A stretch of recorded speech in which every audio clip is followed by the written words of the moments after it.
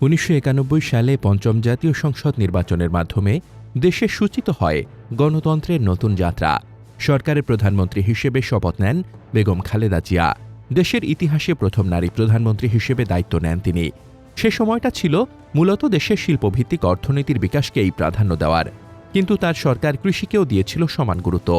কৃষিভিত্তিক সমাজকে এগিয়ে নিতে বেশ কিছু উদ্যোগ নেওয়া হয়েছিল।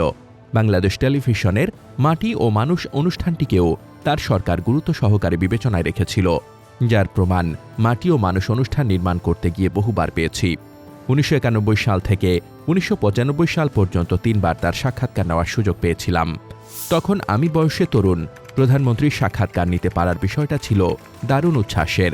সবচেয়ে বড় কথা, সাক্ষাৎকারগুলো পূর্ব নির্ধারিত ছিল না। আমি সাহস নিয়ে গিয়েছি, তিনি অভয় দিয়েছেন। ধানপাটের মধ্যে সীমাবদ্ধ না রেখে মৎস্য ও প্রাণী সম্পদকেও কৃষির একটি গুরুত্বপূর্ণ খাতে রূপান্তর করার উদ্যোগ হিসেবে মৎস্যপক্ষ, পোল্ট্রি মেলা, যুব মেলা, বৃক্ষরোপণ কর্মসূচির মতো বিষয়গুলো জাতীয় কার্যক্রম হিসেবে অন্তর্ভুক্ত করা হচ্ছিল। ১৯৯৩ সালের কথা, সোহরাওয়ার্দী উদ্যানে আয়োজন করা হয় পোল্ট্রি মেলা। তখন মৎস্য ও প্রাণী সম্পদ মন্ত্রী ছিলেন আব্দুল্লাহ আল নোমান। খুবই সজ্জন লোক। কৃষি ও প্রাণী সম্পদ খাতে তরুণদের অংশগ্রহণ এবং এর সম্প্রসারণের বিষয়ে তিনি সচেষ্ট ছিলেন। বাংলাদেশ টেলিভিশনে মাটি ও মানুষের প্রচারিত পর্বগুলো তিনি খেয়াল করতেন। তিনিও চাইতেন শিক্ষিত তরুণদের মাঝে কৃষির অনুপ্রেরণা ছড়িয়ে দিতে। এখনকার মতো তখনও সরকারের বড় একটি চ্যালেঞ্জ ছিল বেকারত্ব। তরুণদের কৃষির প্রতি আগ্রহী করা গেলে বেকারত্ব কমবে। আমার তুলে ধরা প্রতিবেদনগুলো দেশের কৃষি ও প্রাণী সম্পদ খাত সম্পর্কে তাদের ধারণা পেতে সহায়তা করত। তাই নতুন কিছু প্রচার হলে তিনি প্রায়ই ডাকতেন, বিস্তারিত জানতে চাইতেন। পোল্ট্রি মেলার প্রস্তুতি পর্ব দেখতে যাওয়ার সময় নোমান সাহেব আমাকে সঙ্গে নিলেন। মেলা উদ্বোধন করবেন প্রধানমন্ত্রী বেগম খালেদা জিয়া।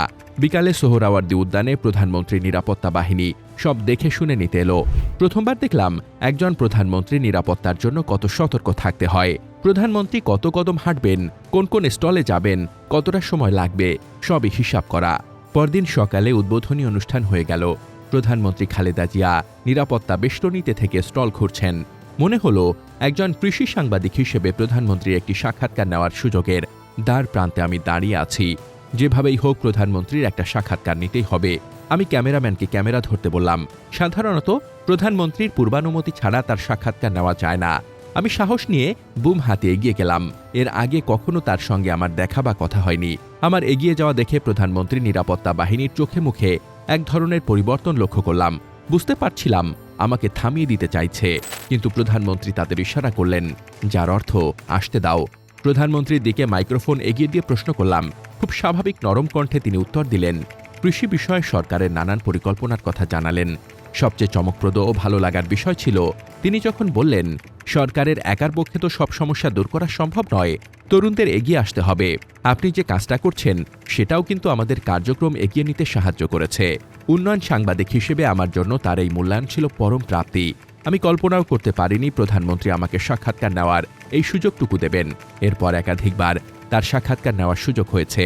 যুব মেলায় কিংবা খুলনায় মৎস্যপক্ষে তার সাক্ষাৎকার নিয়েছি। সেগুলো পূর্ব নির্ধারিত ছিল না। তার কাছে মাইক্রোফোন হাতে সরাসরি চলে যাওয়ার সুযোগ পেয়েছিলাম।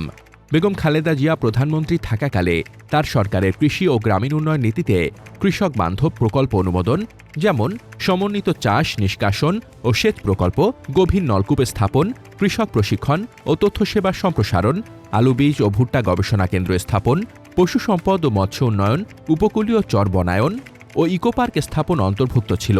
পাশাপাশি বিএসআরআই, জাতীয় উদ্যানতত্ত্ব কেন্দ্র সহ গবেষণা প্রতিষ্ঠান শক্তিশালীকরণ, মানসম্মত বীজ বিতরণ এবং সেচ ও পানি ব্যবস্থাপনা উন্নয়নের মাধ্যমে উৎপাদনশীলতা ও কর্মসংস্থান বাড়ানো হয়। তার সরকারের সময় খাল খনন ও খাল পুনঃস্থাপন নীতি ধারাবাহিকভাবে চালু থাকে এবং খাদ্যের বিনিময় শিক্ষা কর্মসূচি গ্রামীণ অর্থনীতি ও কৃষকের খাদ্য নিরাপত্তায় সহায়ক হয়। একই সঙ্গে জাতীয়ভাবে গাছ লাগানো কর্মসূচি পরিবেশ ভারসাম্য রক্ষায় ভূমিকা রাখে এবং পশুপালন ও পোল্ট্রি উন্নয়ন নীতি গ্রহণের মধ্যেই ডেইরি ও পোল্ট্রি খাতকে এগিয়ে নেওয়া হয়। আমি সবসময় কাজটাকেই প্রাধান্য দিয়ে এসেছি। মনে হয়েছে আমার প্রতিবেদনগুলো দেখে যেন কৃষক তো বটেই, সরকারের নীতি নির্ধারক থেকে শুরু করে গবেষক, কৃষি প্রতিষ্ঠান, ব্যবসায়ী ও সাধারণ মানুষও কৃষি সম্পর্কে ভাবতে পারেন, যা এখনও অব্যাহত আছে। কাজটিকে আমার মতো করার সুযোগ প্রধানমন্ত্রী থাকাকালীন খালেদা জিয়ার কাছ থেকে পেয়েছি তার মমতা ও দিক নির্দেশনা। তার মৃত্যু নিঃসন্দেহে বাংলাদেশের রাজনীতিতে বড় শূন্যতা তৈরি করবে। শূন্যতা তৈরি হবে সামাজিক জীবনেও। বেগম খালেদা জিয়ার আত্মার শান্তি কামনা করি।